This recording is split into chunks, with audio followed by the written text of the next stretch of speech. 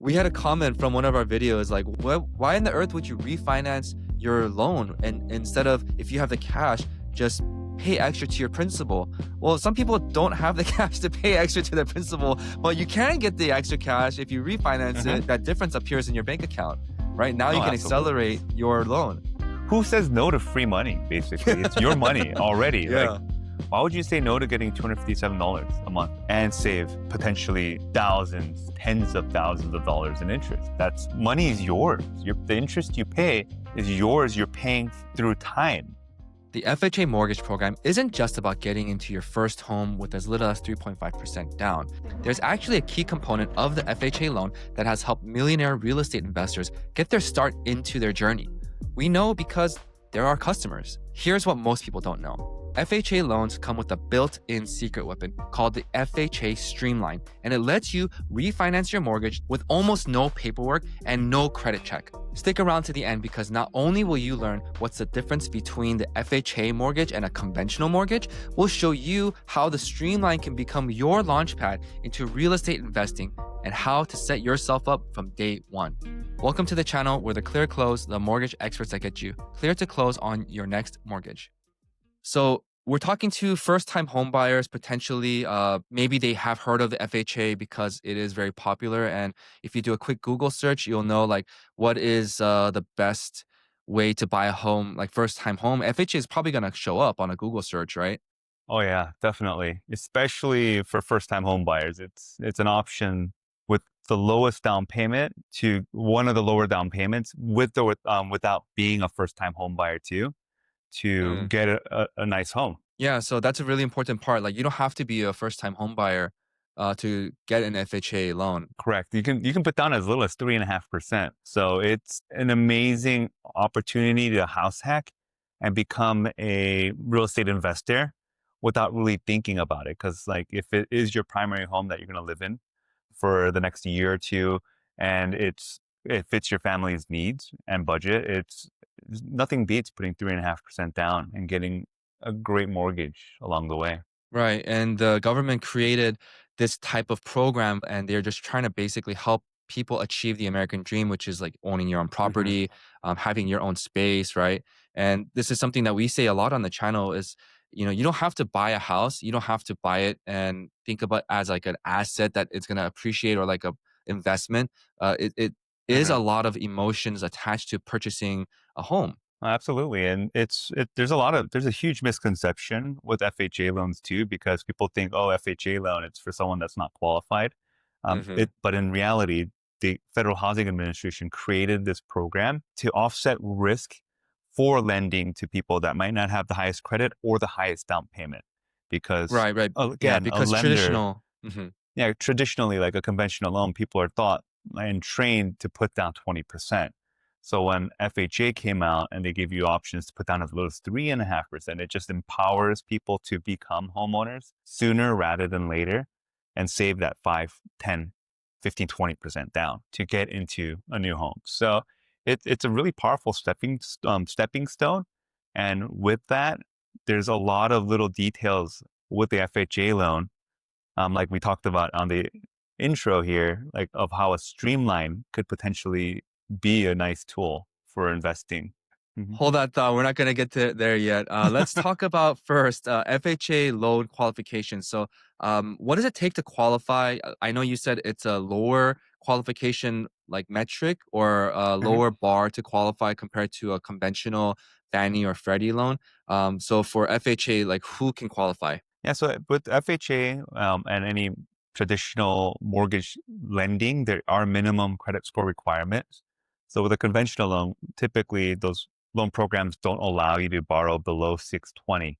So with a 620 FICO score, whereas an FHA loan, you can qualify down to as low as 580.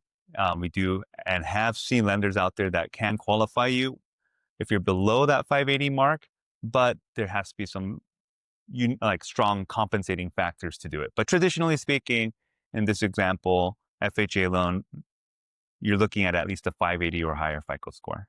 And then as far as income, it's a little bit more relaxed. Traditionally, with conventional loans, they don't want to see you push too high on the debt to income ratio.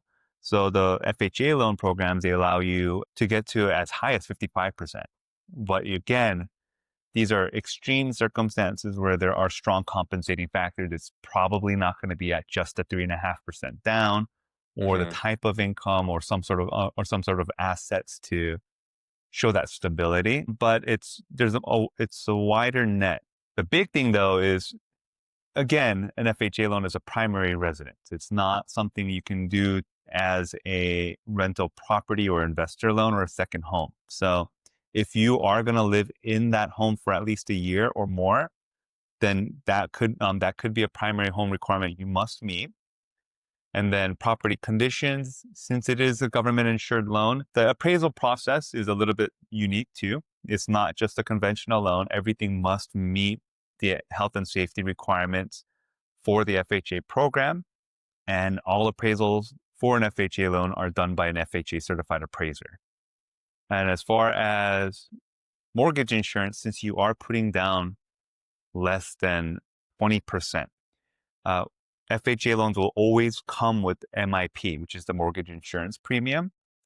And that is a flat percentage on what you borrow. So unlike a conventional loan, if you put less than 20% down, PMI, which is private mortgage insurance, that gets tiered based on cost can change drastically from credit score, loan to value, and I've seen them go on a similar home, like say $700,000. That mortgage insurance premium for someone with 800 FICO with 5% down could be, as this is an example, $50, right, a month. But someone with a 700 FICO score and that same 5% down, that PMI is not $50; it's like $180, right? Oh. So it can change. Yeah. Yeah, exactly. And it gets cheaper if you have, so basically PMI on a conventional loan can get cheaper with a much higher FICO score. And then how much you put down. So obviously, FHA is an incredible product, incredible program that the government sponsors, and there's a lot of pros to it. But there's just there's a bit of a trade off, right? Like for example, Mhm. what Jason mentioned, the mandatory mortgage insurance. That's like you can't get rid of that. I mean, sorry, you can't waive that. There's ways to remove it later down the line. We could talk about that later. Schedule a call with us and we can explain all these things in detail to you. You can use a link in the description. But here's a little B-roll. We're going to put up pros and cons of an FHA loan. You can just go ahead and take a screenshot of this and refer to it later. We don't have enough time in this video to go over every single thing. Now let's move on to something called an FHA Streamline Refinance. So Jason, this is a really powerful tool that's only accessible to people with an FHA mortgage. Mhm. And maybe some people don't need to refinance because they like paying more higher rate for their mortgage. Like maybe it's like Yeah. a weird flex. Like I can pay and afford this, right? Yeah. So basically, with a streamline, it's a very simplified way to refinance your existing FHA loan because it only applies to FHA homeowners. There's no income documents, there's no appraisal, no credit check. And the primary purpose is to just reduce the interest rate or move that adjustable rate that you took and turn it into a fixed rate. So that way you can get that lower monthly payment, significantly reduce that payment structure, and it just lets you redo it without having to go through all that headache. Yeah, it's one of if you've ever done a refinance before or if you've never done a refinance before, there are a lot of there are, significant documents that you need to provide. You still need to like essentially requalify for a refinance. But Mhm. an FHA Streamline, it's like the least amount of friction to get to a refinance, if that makes sense, right? So it's a very, very powerful tool. It's not just like flipping a switch and you can just get a lower rate. Like the rate actually has to drop. There has to be a thing called net tangible benefit that you meet the minimum requirements to do it, right? So it's not just a slight upgrade. It's like upgrading your car without changing your car. It's more efficient. You're now not wasting as much money on gas because you're up to date. You get a little bit of efficiency for little to no headache. Right. And the absence of the headache is such a big deal. Is the FHA Streamline something that someone, a homeowner can only do once in their entire 30-year, like entire time living, or can they do it multiple times if there's a net tangible benefit?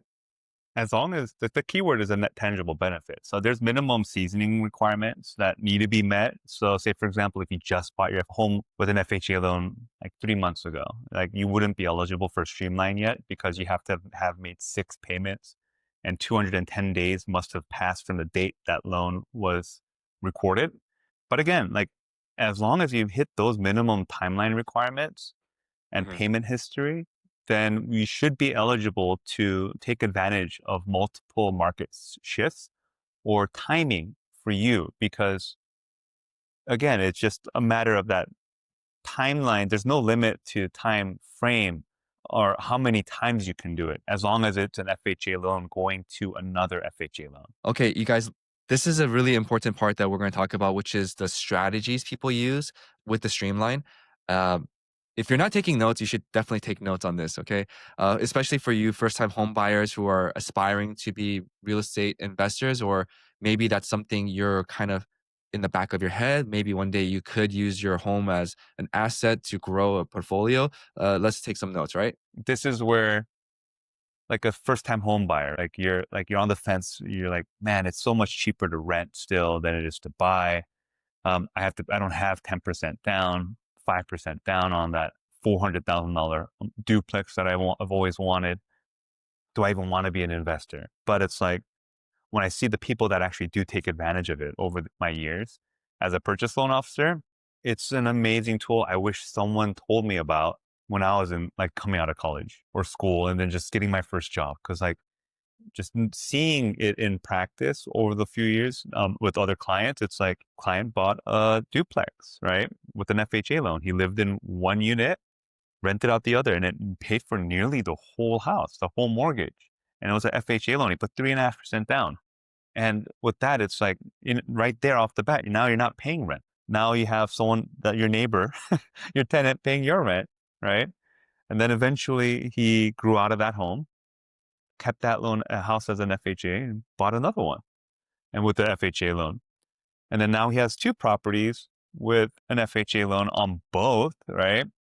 3.5% down. He ended up buying like, I think at the end of the day, he ended up having maybe 4 FHA loan properties because he kept growing into the next one and then the next one. And along the way, all of those homes only had 3.5% down, which is absolutely insane. Because like imagine if you had enough money to put down 20%, but you instead of saving for all of those years to get that 20%, you ended up doing the FHA loan on the first house, grew out of it, got the next one and the next one and the next one. It's like over time, you spent your 20% that you would have saved on that conventional down payment, took a different path, but now you have several doors, probably 10 doors at that point across 4 buildings or 4 homes, and all for 3.5% down. And every person is paying that mortgage for you, right?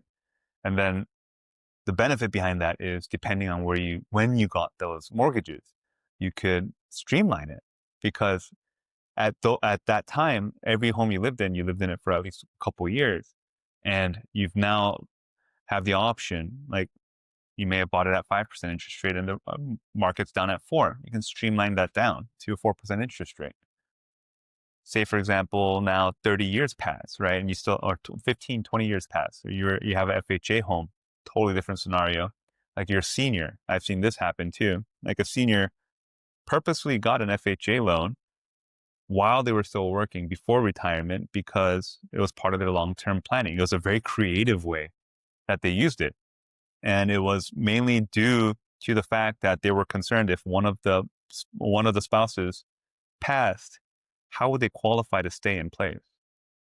And again, inadvertently, that was one of the things they had in the back of their mind. It's not a forward-facing one, because no one really wants to do an FHA loan because of the MIP. But MIP is a lot cheaper now than it was before 2023. Moving forward, though, say you did a cash out refinance before you retired and you tapped into a little bit of your equity for an emergency nest egg. Now, if I pass away, as an example, my wife can streamline down the road 5-10 years and lower the rate and payment, reducing household costs, and then they still have that money that they've taken out and invested or used it for other purposes. So it's like you inadvertently have a way to constantly refinance your payment lower should you need it for cash flow purposes going into the future without having to income qualify, not having to worry about credit score, and not having to get an appraisal done. So it's like a little ace in your pocket. Jason, you mentioned in 2023 there was something to do with MIP, which is the mortgage insurance premium. Could you expand on that a little bit? Like what happened in 2023 that's different from before? Yeah. So basically there's a gap, right? MIP constantly changes, not constantly, but when it does change, it's pretty noticeable. There's different time frames. So it's like, it's going to be unique to you. Just that this is a PSA for FHA homeowners, because depending on when you got your FHA loan, it's going to affect what your MIP looks like. But as a recent, like in the last like 5 years or so, like you say you bought it in 2022, 2021, right? Your MIP at the time could have been about 0.85%, which is not the case after the 2023 rule change. Because what happened with the 2023 rule change, they passed laws and regulations to help make it easier for people to become a homeowner. They reduced that MIP from 0.85% to 0.55%. And with that, it saved customers qualifying for a homeowner like hundreds of dollars a month in most cases. If you have a $350,000 duplex, you bought it at 6.25% back in 2022, and you streamlined it to the current rate, which is like around 5.625%. Effectively, what you're paying before was $2,365, but after all those changes, your monthly payment is $2,108 and saving you $257 a month. So yeah, 250, let's just say 250 for round numbers, right? You put that into S&P 500 every month. What is that going to do for you for 15 years and 20 years? Like that's basically your retirement, right? And imagine if you're the savvy investor, like if you put an extra $250 towards that mortgage instead of pocketing it, that cash flow goes towards the principal you owed on that loan. And now you just Hey, there you accelerate how go. fast you're paying it off, right? It's like, Yeah, if you're just applying $250 per month to your principal, like, I mean, that's going to cut off a lot of time, maybe even like up to 7 years off your mortgage. if not at that loan amount, nearly 100,000 in interest, just off the top of my head, Right. from Yeah, all the that's calculations we've seen. incredible. And then, $250. we had a What? comment from one of our videos like, why in the earth would you refinance your loan? And instead of, if you have the cash, just pay extra to your principal. Well, some people don't have the cash to pay extra to their principal, but you can get the extra cash if you refinance it. And that, like that difference appears in your bank account, right? Now you Oh, can absolutely. accelerate your loan. Who says no to free money, basically? It's your money already. Like, Yeah. why would you say no to getting $257 a month back and save potentially thousands, tens of thousands of dollars in interest? That's money is yours. The interest you pay is yours. You're paying through time. Well, I think the moral of the story is if you have an FHA loan already, or you're in an FHA mortgage, don't feel bad about it. Like this is a way that you could potentially, kickstart your real estate investor journey, or you have a backup ace in the hole through the Streamline to reduce your payments if it makes sense, without any headache, right?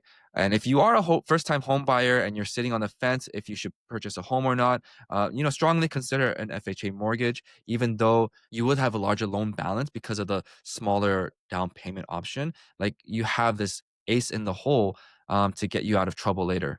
So if you need help talking through your options, whether if it's an FHA loan, whether if it's a VA loan or a conventional loan or a second mortgage where you can get like a HELOC or a refinance option, please use the link in the description to schedule a call with us.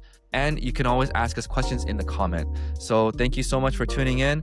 Please like and subscribe and do all the things with the algorithm. Really helps a lot. And we'll see you guys on the next one. Bye-bye. Thanks for watching. If you've been denied for a mortgage due to credit score or you want to get the best pricing available, use these tips in the top video to boost your credit score. Or if you want to know how millionaires leverage the equity in their homes, watch this video on the bottom.